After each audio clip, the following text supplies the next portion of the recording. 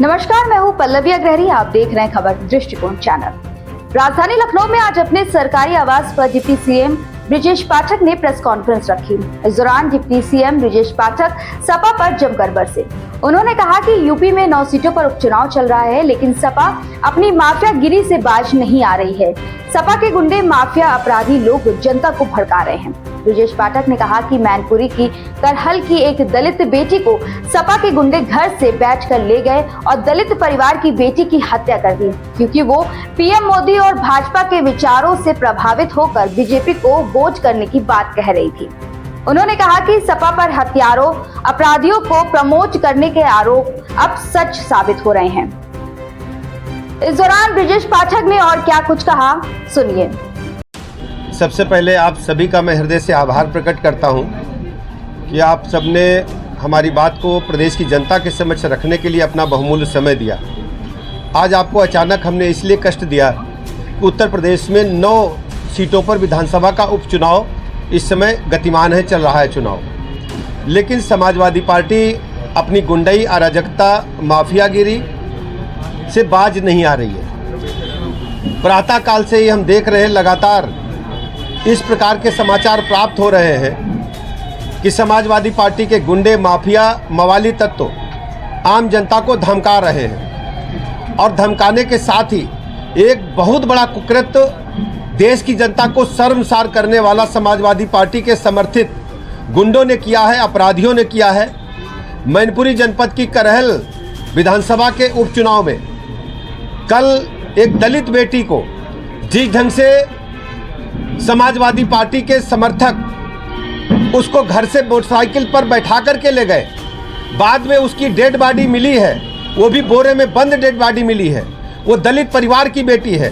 दलित परिवार की बेटी के साथ जिस ढंग से अत्याचार, अनाचार हुआ है, आज हम कह सकते हैं जो प्रदेश की जनता ने समाजवादी पार्टी के कुकृत्यों की सजा उन्हें दी है, हमेशा उनको इस बात के लिए आरोप उन पर लगते रहे हैं कि हत्यारों को, अपराधियों को प्रमोट करती है। और कल की जो घटना है वो पूरी तरह से मैं कह सकता हूं कि सच साबित हुई है। समाजवादी पार्टी के लोगों ने जिस ढंग से दलित बेटी को अपने घर से ले जाकर के उसकी हत्या कर दी, केवल इस बात पर कि वो भारतीय जनता पार्टी को वोट देना चाहती थी। माननीय प्रधानमंत्री नरेंद्र मोदी जी ने जो उनको आवास दिया है, कॉलोनी दी है, उस कारण वो साफ साफ कहना था उस बेटी का। प्रशांत यादव जी को उन्होंने कहा, प्रशांत यादव नाम का शख्स जो लेकर के बेटी को गया, बेटी ने कहा प्रशांत यादव से कि हम वोट करेंगे तो हम भारतीय जनता पार्टी को करेंगे, कमल के फूल पर वोट करेंगे, और कमल के फूल को वोट इसलिए देंगे कि हमें कॉलोनी मिली है। माननीय मोदी जी की कॉलोनी मिलने के कारण, माननीय मोदी जी की गरीब कल्याण योजनाओं से प्रभावित होकर यदि कोई दलित परिवार, प्रदेश का आम नागरिक यदि भारतीय जनता पार्टी को वोट देना चाहता है, उसकी हत्या करने का काम, ऐसा जघन्य अपराध करने का काम करेंगे। ये कहने को ये केवल पीडीए चिल्लाते हैं, पूरी तरह से केवल ये एक परिवार की पार्टी है। इनको पिछड़े समाज से कोई लेना देना नहीं है, दलित समाज से कोई लेना देना नहीं है। आप सब जानते हैं, चाहे करहल की घटना जो कल की है उसका हम आपके समक्ष हम विवरण रखे हैं, चाहे कन्नौज की घटना हो जिसमें इनके बड़े एक यादव नेता थे, उन्होंने पिछड़े समाज की बेटी के साथ कुकृत्य करने का काम किया। इसी प्रकार अयोध्या में जिस ढंग से कुकृत्य इनके ही समाजवादी पार्टी के नेताओं ने एक बेटी के साथ किया, पूरी तरह से हम कह सकते हैं कि समाजवादी पार्टी गुंडे, माफिया, मवाली, लुच्चे, लफंगे, इवन देन में रेपिस्ट जो हैं, जो उनके समाजवादी पार्टी के नेताओं के आशीर्वाद से पलते और बढ़ते हैं। और इनको जब जब प्रदेश में ताकत मिली, सत्ता मिली है, ये पावर में आए हैं, हमेशा इन्होंने अपराधियों को आगे बढ़ाने का काम किया है। हम देख रहे हैं शांतिपूर्वक मतदान चल रहा है, लेकिन शांतिपूर्वक मतदान हो, चाहे मीरापुर हो, चाहे कुंदरकी हो, हर जगह नंगा नाच रचने का काम कर रहे हैं। इवन देन मैं कहना चाहता हूं, जो हमारी अंबेडकर नगर की सीट है कटहरी, वहां पर भी इन्होंने जिस ढंग से आतंक बरपाने का काम किया है,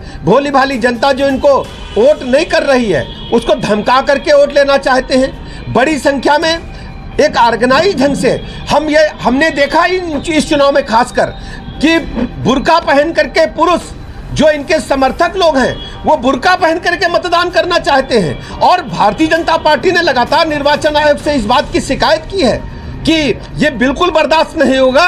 लोकतंत्र में आप संविधान की प्रति लेकर केवल तमाशा दिखाने चाहते हैं और संविधान की धज्जियां उड़ाने का काम करते हैं। लोकतंत्र के महापर्व पर 9 सीटों पर उपचुनाव हो रहा है। समाजवादी पार्टी लोकतंत्र की संविधान की धज्जियां उड़ाना चाहती है। दलित बेटी की हत्या कर दिया है, इसकी जितने निंदा की जाए वो कम है। हम पूरे उत्तर प्रदेश के दलित समाज से कहना चाहते हैं कि दलित समाज को इस बात का संज्ञान लेना चाहिए कि समाजवादी पार्टी ने आपकी बेटी के साथ जो कुकृत्य किया है, जो अपराध किया है, उसकी हत्या कर दी केवल भाजपा को वोट देने के कारण।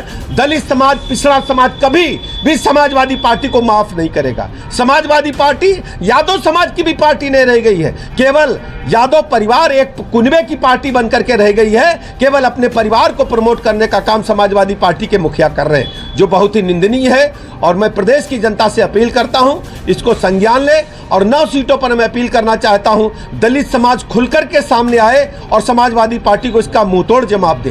वैसे करहल में आप जानते हैं, करहल में जनता ने जिस ढंग से भारतीय जनता पार्टी का साथ देने का काम किया, करहल में समाजवादी पार्टी करा रही है, ऐसा मैं कहना चाहता हूं।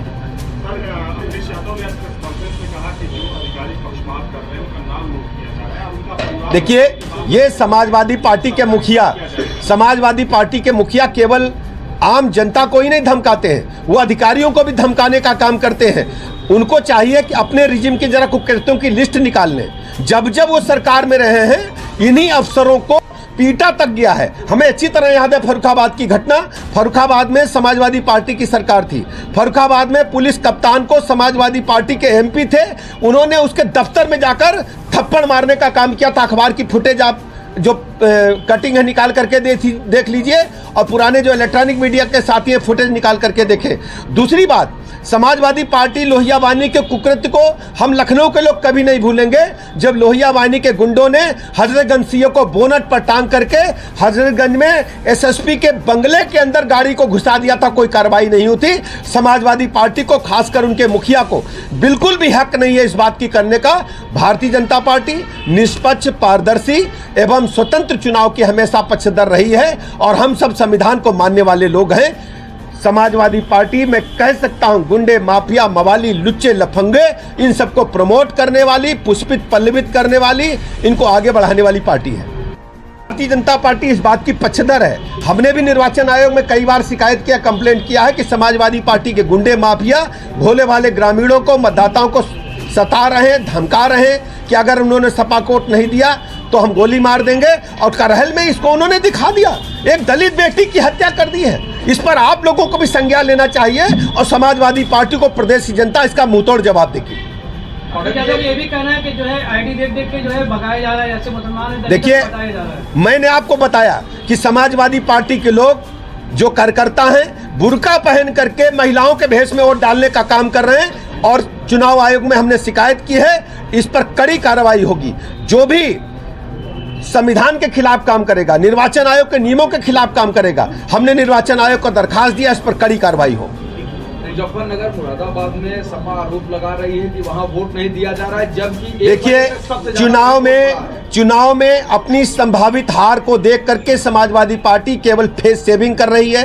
भारतीय जनता पार्टी प्रचंड बहुमत के साथ इन 9 सीटों पर जीत रही है, ये मैं कहना चाहता हूँ। मदरसों और इसके अलावा मस्जिदों में बाहरी लोग भी हैं, ये हमने निर्वाचन आयोग को शिकायत किया है कि बड़ी संख्या में हुजूम इकट्ठा कर रहे हैं, जबकि निर्वाचन के नियम के मुताबिक आसपास निर्वाचन स्थल के जहां पर मतदान हो रहा है 144 दफा लगी होती है, वहां भीड़ इकट्ठा नहीं हो सकती। ये भीड़ इकट्ठा करके अधिकारियों को दबाव में लेकर के और खासकर बुर्का पहना करके पुरुषों को वोट डालवाने का असफल प्रयास कर रहे हैं। भारतीय जनता पार्टी ने इसकी कंप्लेंट निर्वाचन आयोग से की है।